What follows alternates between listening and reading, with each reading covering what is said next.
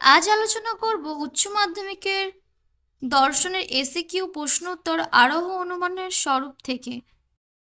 প্রথম প্রশ্ন, আরোহ অনুমান কাকে বলে? কয়েকটি বিশেষ দৃষ্টান্ত পর্যবেক্ষণ করে প্রকৃতির একরূপতা নীতি ও কার্যকারণ নীতির উপর ভিত্তি করে একটি সার্বিক সংশ্লেষক বচন প্রতিষ্ঠা করাকে আরোহ অনুমান বলে। সামান্যীকরণ বলতে কি বোঝো? উত্তর, কতকগুলি বিশেষ মূর্তির দৃষ্টান্ত পর্যবেক্ষণ করে সমজাতীয় সমগ্র বিশেষ বিমূর্ত ধারণা গঠনের মানসিক প্রক্রিয়াকে সামান্যীকরণ বলে। পরের প্রশ্ন, আরোহ অনুমান সংক্রান্ত লাভ বা ঝাঁপ কাকে বলে? উত্তর, আরোহ অনুমান বিশেষ জ্ঞাত সত্য থেকে সামান্য জ্ঞাত সত্যে অগ্রসর হওয়াকে দার্শনিকরা আরোহ অনুমান সংক্রান্ত লাভ বা ঝাঁপ বলেছে। পরের প্রশ্ন, আরোহ অনুমান স্তর বিভাগগুলি উল্লেখ করো। উত্তর, সংজ্ঞার্থ, পর্যবেক্ষণ, বিশ্লেষণ, শ্রেণীকরণ, অপনয়ন, প্রকল্প, প্রণয়ন, সার্বিকীকরণ, যাচাইকরণ, সিদ্ধান্ত গ্রহণ। প্রশ্ন, আরোহ অনুমানের মূল সমস্যা কি?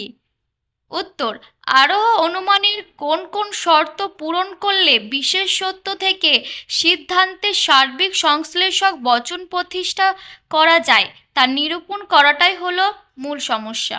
পরের প্রশ্ন, কার্যকরণ নিয়ম কাকে বলে? উত্তর, এই পৃথিবীতে কোনো ঘটনা বা কার্য বিনা কারণে ঘটে না, এই নিয়মকেই কার্যকরণ নিয়ম বলে। আরোহ অনুমানের বস্তুগত ভিত্তিগুলি কি কি? উত্তর হবে পর্যবেক্ষণ ও পরীক্ষণ। প্রশ্ন, পর্যবেক্ষণ কি? উত্তর হবে নির্দিষ্ট কোনো উদ্দেশ্য নিয়ে কোনো কিছু প্রত্যক্ষ করাই হলো পর্যবেক্ষণ। পরীক্ষণ কি?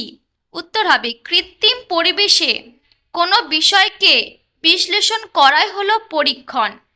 পরের প্রশ্ন, প্রকৃতির একরূপতা নীতি কাকে বলে?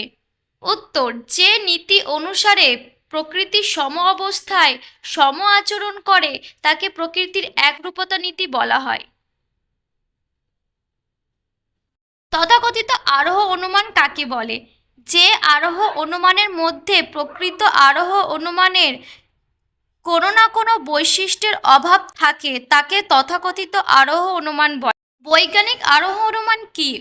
উত্তর, প্রকৃতির একরূপতা নীতি ও কার্যকারণ নীতির ভিত্তিতে সিদ্ধান্তে বিশেষ থেকে সামান্য বচনে প্রতিষ্ঠাকরণকে বৈজ্ঞানিক আরোহ অনুমান বলে।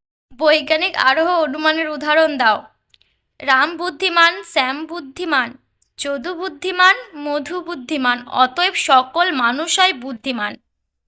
বৈজ্ঞানিক আরোহর লক্ষ্য কি? দুটি ঘটনা বা বিষয়ের মধ্যে কার্যকারণ সম্বন্ধ আবিষ্কার ও প্রমাণ করা। অবৈজ্ঞানিক আরোহ অনুমান কাকে বলে? উত্তর, যে আরোহ অনুমানে কার্যকারণ সম্পর্কের উপর নির্ভর না করে অবাধ অভিজ্ঞতার ভিত্তিতে বিশেষ বচন থেকে সামান্য বচন প্রতিষ্ঠা করা হয় তাকে অবৈজ্ঞানিক আরোহ অনুমান বলে। বৈজ্ঞানিক আরোহ অনুমানের প্রধান লক্ষণ কি কি? আরোহ অনুমান সংক্রান্ত লাভ। অবৈজ্ঞানিক আরোহ অনুমানের উদাহরণ দাও বা লৌকিক আরোহ অনুমানের উদাহরণ দাও।